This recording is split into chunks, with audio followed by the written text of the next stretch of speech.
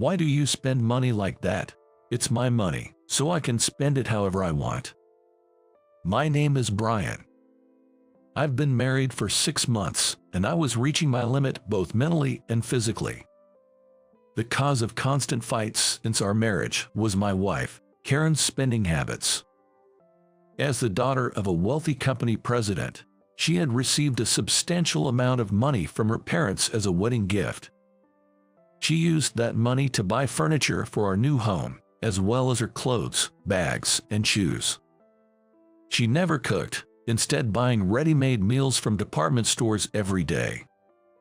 Taking advantage of the fact that I was away at work during the day, she even hired a housekeeper without consulting me.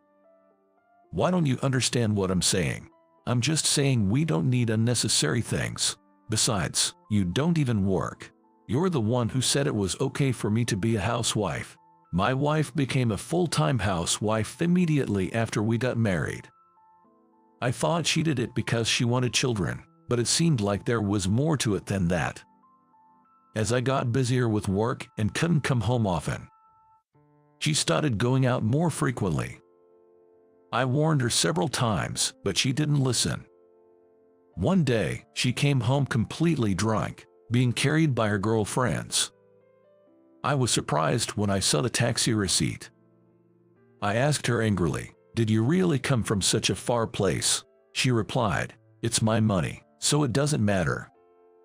We had a big fight, and I couldn't take it anymore. I finally said the words that had been repeating in my head over and over again. "Let's get a divorce."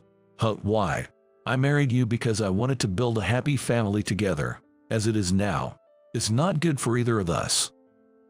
"Well, what should I do then? You're an adult now. Figure it out for yourself." I yelled at my wife and stormed out of the house. At that moment, just being with her was painful for me. I took a train to my parents' house. We used to be so happy just being together when we first met. As I walked outside, I couldn't help but sigh. I remembered the time when I first met my wife. "Brian, I've made the copies, and would you like some Morty?" "Thank you, you're always so thoughtful." She had joined my company as a temp worker. Despite being young, she was remarkably considerate, and despite the more than 10-year age gap between us, I was completely captivated by her charm. Would it be weird if an old guy like me asked you out for a meal?" "Huh? A meal? With you, Brian? If you don't want to, you can decline." "No, not at all. Thank you for asking." She smiled brightly and accepted my invitation. "Thank you. Having a meal with you. I'm a bit nervous." "I'm nervous too." After that, we went out for meals a few times. "Do you mind if I don't pay?" "It's fine. I invited you." She always said that and took care of me. "Thank you so much." She even gave me small gifts. Is it okay to receive a tie like this? I might get the wrong idea. It feels like, what on earth is this guy talking about? Sorry, just kidding. No, it's not a misunderstanding. Huh? After that, my wife and I officially started dating. And we quickly fell for each other and got married. But later on, her job at her family's company became a huge success, and she also received a substantial amount of money as a director. That's when her tendency to overspend started showing. Her lack of attachment to money was astonishing, and I couldn't accept our differing values. So, we divorced easily, and she went back to her parents' house. What was she expecting when she married me? Even if I ask, she who's not here won't answer. There's no point in thinking about answers I can find. After that, my parents recommended a few arranged dates, and I went to meet several women. But each time, thoughts of my ex-wife crossed my mind. I tried cooking stew for the first time. How is it? It's delicious, really. Her smile had stuck in my head. No matter who I was with, all I could think of was my ex-wife. Why can't I forget about her so much? Even though we had such a terrible breakup. I wonder why. The bar proprietress at my regular bar tilted her head while pouring a whiskey. Well, maybe because there were good memories. Here you go. I took a sip of the whiskey that had been placed in front of me. For the next few years, I remained unmarried without remarrying anyone. As you get older, opportunities to meet women are not that common. Then, one day, on my birthday, I received a birthday card from my ex-wife. Happy birthday. I'm really sorry for back then, and thank you so much. I'll treasure what I received from you. What's she talking about? Something irreplaceable. Is she talking about memories? When we parted ways, I had given her a small amount of savings, and I hadn't given her anything else. I couldn't ask her, as the envelope didn't even have a return address. I didn't know her acquaintances or her family's contact information anymore. Had she grown older and was reflecting on things now? Thinking such things, I left the letter in my desk. On that day, as usual, I stopped by the bar on my way home from work. Good evening. The bar proprietress rushed over from the back of the counter. Welcome. Oh, by the way, I heard from a customer yesterday that your ex-wife's father's company, AB Trading, seems to have gone bankrupt. Oh, really? I became curious about her. I wondered what had happened to her, someone who was so naive about the world, someone who had never experienced financial difficulties. Then, 3 years later, something unexpected happened. I received a letter at my home. It was in a plain white envelope with no sender's name. I had a strange sense of déjà vu and remembered Karen's letter. And I was shocked when I read that letter. I apologize for this sudden letter. I am your son. My son. I read those words over and over again.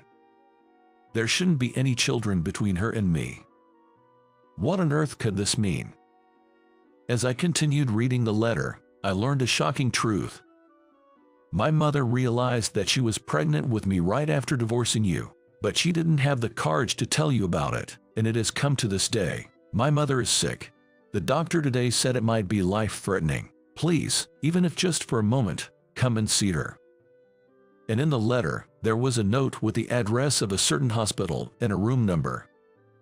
Is Karen hospitalized here? I was guided as if by fate and headed to that hospital. The hospital was close to her parents' house and was a large general hospital. I asked at the reception where the inpatient ward was and searched for the room number mentioned in the note. It's here. Nervously, I reached for the door handle. And then, she, lying in bed, said in surprise, "Why, are you here?" Seeing her like that, I was genuinely surprised. My ex-wife had become emaciated, with gray hair and wrinkles, looking like a completely different person from before. There was no trace of her former self. I received a letter from your son. Alex, you can't be. She opened her eyes wide and stared at me intently. It seems like you haven't remarried. No, Alex is your child. She explained what happened after we parted ways. After we divorced, it seems she realized she was pregnant shortly afterward. But she never told me that she had a child after our separation. My parents took care of the living expenses, so there was no problem. Of course, I thought a child needed a father, but I heard through the grapevine that you were going on arranged dates, so I didn't know what to do. She burst into tears and covered her face with both hands. I was surprised, but it's okay. Your health is not good right now, so please don't worry about it anymore. I couldn't grasp the reality, and that was the best I could say. Is he doing well? Yes. He gave up on going to college for my sake and is working, but I feel so sorry for him. She cried again, her face contorted. Why did you send me a birthday card? I asked curiously, and she replied, I was really out of my mind. I didn't mean to trouble you. I just suddenly wanted to express my gratitude for giving me that child. After her father's company went bankrupt, she quickly became poor, accumulated debt, and had a very tough life. She worked part-time at a fast food restaurant while struggling to make ends meet. I wondered if she had ever been to a fast food restaurant before. After her family's company went under, she was probably on her own, and she must have gone through a lot. Her worn-out appearance was probably not just because of her illness. I began to feel sorry for her and gently hugged her. Although it wasn't apparent from her appearance, her body was skin and bones, and it seemed like it could break with a little force. She had raised her son and lived as a mother with such a fragile body. I also want to do something for Alex as his father. I'm sorry. I couldn't rely on you until now. You were stubborn and never gave in once you decided to do something. I really regret not being more honest, she said in a small voice, still looking down. Can I meet Alex? Of course, he'll be here soon. My heart was pounding, and I felt like it was going to burst. It would be my first meeting with a son I never knew existed. He will accept me, won't he? And then, he casually came in. Mom, are you okay? The young man who entered the hospital room looked quite similar to me. Well, maybe his mouth area resembles her. Are you my dad? It seemed like he had thought the same thing as me, and he was staring at my face in surprise. Yes, I'm your father. I smiled at him, and he smiled back at me. After that, with my wife in between us, we talked about what had happened to each of us over the past dozen years. I had never been able to forget about her, and I was grateful for being able to meet her again and see my son. Apparently, my son had heard about me from her before. But he didn't want to contact me now that they had become poor, fearing that it might seem opportunistic. However, when he heard that his mother was sick and her life was in danger, he said he really wanted to meet the three of us before she passed away. Then, when I was looking for my mother's pajamas and towels in the room, I found a box with a lot of photos of the two of you. My mother still can't forget about you, so I decided to write the letter. As she spoke, she gazed straight at her son. I realized that I didn't need money anymore. I mean, it's obvious that you can buy really important things with money. She said that and shed big tears. I just wanted to live happily with you. Just realizing that is enough. I hugged her tightly. After that, I visited the hospital almost every day to check on her condition. I was looking forward to meeting my son. She continued her battle against illness for a while, underwent surgery repeatedly, and miraculously recovered, finally being discharged from the hospital. Don't be so nervous. That's right, Dad, my face and body are stiff. Taking a family photo is a first for me. Saying that, he straightened his back and stood up tall. Yes, let's take a family photo. You all have great smiles. I got remarried later on, even though we didn't have a wedding ceremony, but for now, we decided to take a family photo with the three of us. Although I had been separated from my son and wife for a long time, I wanted to slowly fill in the gaps in that time.